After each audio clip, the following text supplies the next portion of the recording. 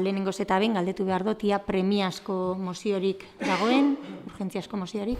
Azken hilabetetan, hainbat eraso matxista izan direla, azkena atzo bertan Dafaren eskutik jakin izan dugu. Erasoak jasandako emakumeak ertzainetxera hurbildu eta salaketa jartzerako orduan ez dute behar bezalako arretari jaso. Batetik, 2024ko azken 3 hilekoan egonez direlako, bajan eta eszedentzian zeudelako, eta bestetik, naiz eta lanpostu horiek ordezkatu diren, ertzaino horien ordutegia goizez bakarrik delako.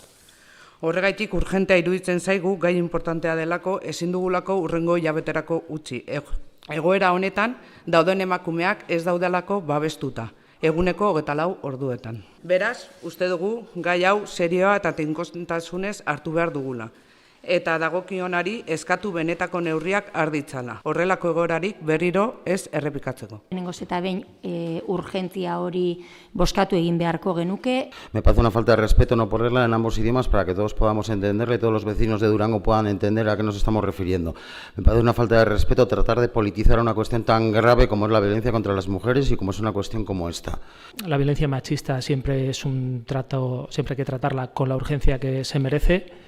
Y por lo tanto nosotros votaremos a favor de la urgencia. Y porque ayer en prensa hayan salido ciertas cosas, venir ahora de estas maneras con esto creo que no son las formas ni la seriedad de tratar el tema, por tanto no vamos a votar a favor.